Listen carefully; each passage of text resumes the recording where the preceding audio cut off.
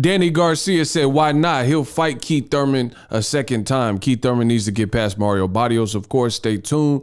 I'm going to talk about all that and more in this video.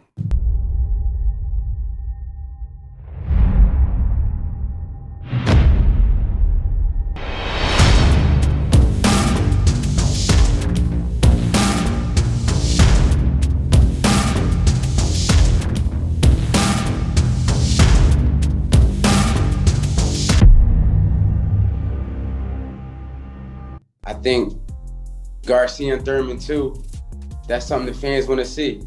You know, I would like to get back in the ring, top of this year. You know, we're in the talks right now. Thurman gets his win, Danny gets his win, and let's do it again. I think that's one of the biggest fights that could be made in boxing this year. Shout out to Danny Garcia. What up, Fight World? It's your boy Ego, and I'm back with some more boxing 2022. It's lit, it's up. Smash the like button. I'm the best in the business. Now, you heard it from Danny Garcia, uninterrupted. He was weighing in. Really, it's fight week for Keith Thurman, Mario Barrios. I will be doing the Boxing Ego watch party for that particular fight. So don't you go anywhere. Come back this Saturday. I will be ordering the fight. I can't show it illegally for copyright reasons, of course, but I'll give you my live commentary. 2022, I believe this will be the first BWP, often imitated, never duplicated. I see everybody copying Boxing Ego, but you know who started it. Now, Keith Thurman versus Mario Barrios. For starters, that's not a gimme fight. A lot of people in boxing, outside of myself, are not realistic. You know, simply put, they're not realistic when it comes to boxing, and they have all these high hopes and, you know, just things that aren't really logical. Like, you know, even in this is just my opinion, even the Terence Crawford, Errol Spence fight, there's a lot of dynamics that make that a complex fight to negotiate. And it's really because of Terence Crawford, you know, the way he's been branded and his mindset. He's very stubborn fighter, but also stubborn as like on the business side of things. And he believes he's worth more than Errol Spence even. And, you know, I think that's going to cause conflict. But I always try to be realistic and objective.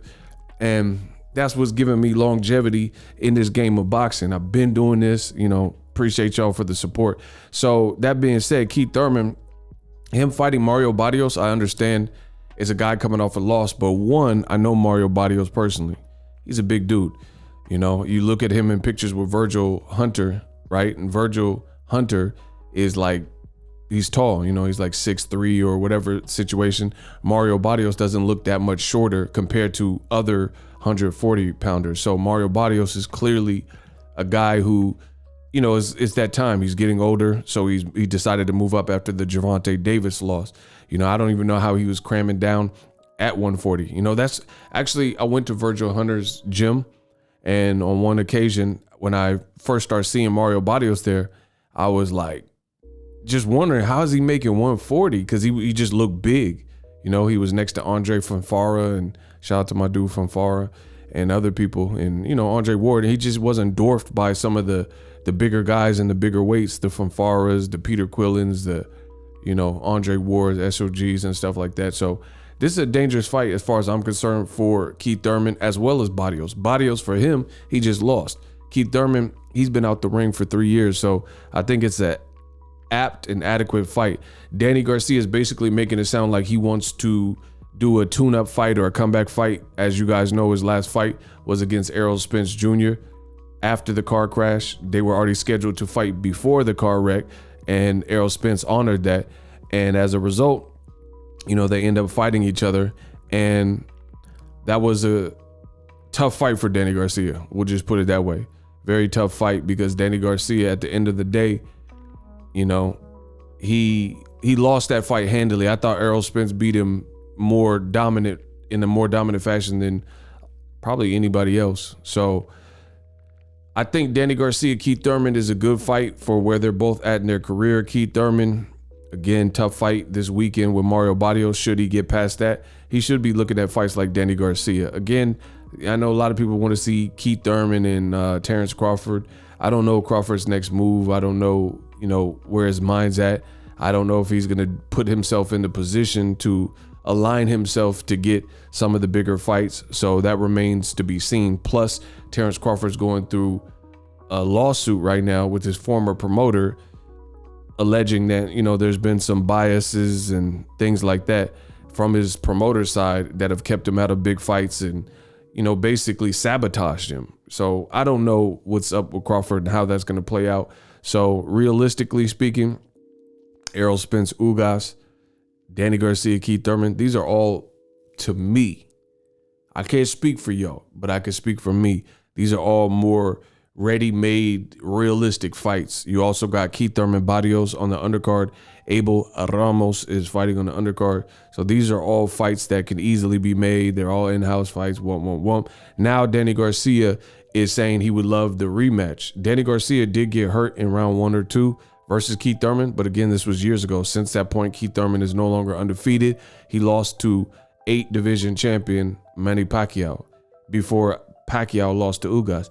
I want to sub to my fight with Keith one time, right? So things have changed. I would still entertain the fight. The welterweight division is kind of going through a metamorphosis and a shift. You got up and comers like Jerron Boots Ennis, Conor Benn, Virgil Ortiz, and some of the fighters who are over 30. You know, most of them have losses, except for Errol Spence and Crawford at the moment. So, you know, it's going to be some possible recycling or rematches until those other guys continue to work their way up the ladder, like Conor Benn. Well, for Conor Benn, I don't think Eddie Hearn would put him in with nobody like extra tough. Just look at how he's been match made, you know, the matchmaking. That shows me they're trying to pace him and things like that. So we'll see. Interesting. Danny Garcia said that he was considering moving up, but now it sounds like he might stay at welterweight. We'll have to see what's next. Hopefully we get some great fights 2022. Stay tuned to my channel. I'm dropping the heat. You don't want to miss what's coming, because I have a feeling 2022 is going to be one of our best years in boxing. Drop your thoughts in the comment section. Danny Garcia versus Keith Thurman. Who did you have winning? Because I know there was some controversy and some people, Angel Garcia, he thought there was a robbery. So let me know what you guys thought in the comment section. Last thing I got to say is, I never understood the Danny Garcia slander. Danny Garcia just gets this hate, and I don't know if it's connected with his dad, Angel Garcia, because Angel Garcia is like the outlandish one and the one outspoken who says things. But Danny Garcia seems like a cool dude. He's always laid back. He's business minded. He's been, you know, investing into his businesses for years. And that's what, he was one of the first people kind of on the boxer mogul type of status, you know what I mean? In this younger generation, younger than Floyd, right?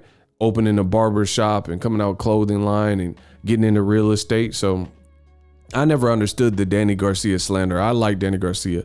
I've been at some private spots and, you know, events where Danny Garcia was there. He's always just cool, always chill, mild mannered. So if you guys know what's up with the Philly boy being slandered, Danny Garcia, and why people feel so harshly towards him, let me know that in the comment section, because I don't get it. I think Danny's, you know, his resume is definitely disrespected and underrated. But that's just my thoughts. Drop your thoughts in the comment section. And I'm out. The future is now. The Hibernation 5s by Kenichi Bear. Hybrid gaming and lifestyle headphones. Out of the box, you can connect to any console or PC. Bluetooth ready with a low latency USB adapter, color RGB, and extreme bass mode. The Hibernation 5s adjust to you. Whether you need a gaming, travel, gym, or lifestyle headphones, the Hibernations got you covered. The new Hibernation 5s, link in the description. Customize the way you hear the world. Welcome to the nation. Are you tired of your YouTube videos not getting any views? Well, consider TubeBuddy. I've used TubeBuddy for years to scale up my YouTube channel. Now we're sitting over 200,000 subscribers.